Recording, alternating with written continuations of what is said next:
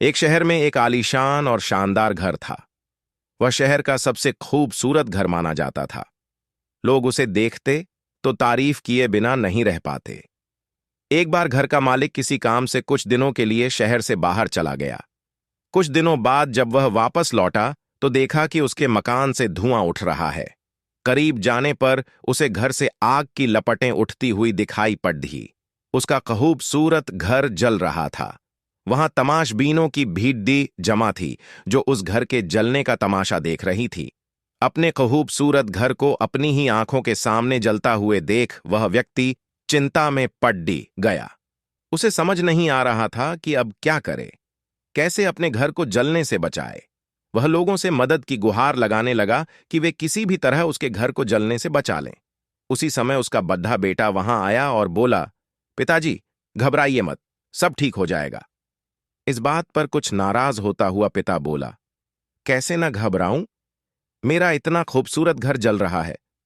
बेटे ने उत्तर दिया, पिताजी, माफ कीजिएगा, एक बात मैं आपको अब तक बता नहीं पाया था। कुछ दिनों पहले मुझे इस घर के लिए एक बहुत बढ़िया खरीदार मिला था। उसने मेरे सामने मकान की कीमत की 3 गुनी रकम का प्रस्ताव रखा। सौदा इतना अच्छा था कि मैं इनकार नहीं कर पाया और मैंने आपको बिना बताए सौदा तय कर लिया। यह सुनकर पिता की जान में जान आई। उसने राहत की सांस ली और आराम से यूं खद्दा हो गया जैसे सब कुछ ठीक हो गया हो। अब वह भी अन्य लोगों की तरह तमाशबीन बनकर उस घर को जलते हुए देखने लगा।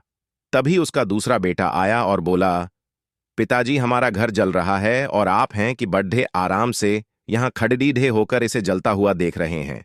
आप कुछ करते क्यों नहीं? बेटा, चिंता की बात नहीं है। तुम्हारे बड्ढे भाई ने यह घर बहुत अच्छे दाम पर बेच दिया है। अब यह हमारा नहीं रहा, इसलिए अब कोई फर्क नहीं पड़ रहा था। पिता बोला, पिताजी, भैया ने सौदा तो कर दिया था, लेकिन अब तक सौदा पक्का नहीं हुआ है। अभी हमें पैसे भी नहीं मिले हैं। अब बताइए, इस जलते हुए घर के लिए कौन पैसे देगा?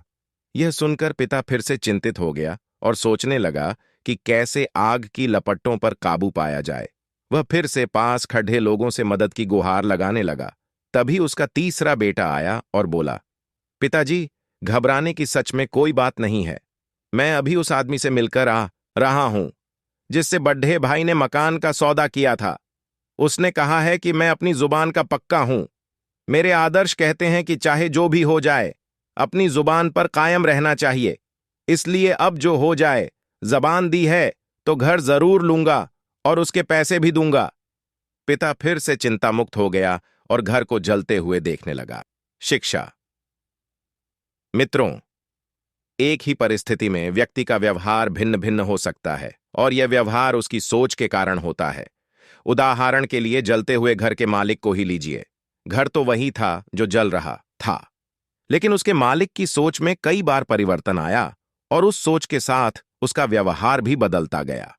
असल में जब हम किसी चीज से जुड़ा जाते हैं तो उसके छिन जाने पर या दूर जाने पर हमें दुख होता है, लेकिन यदि हम किसी चीज को खुद से अलग कर देखते हैं तो एक अलग सी आजादी महसूस करते हैं और दू हमें छूता तक नहीं है।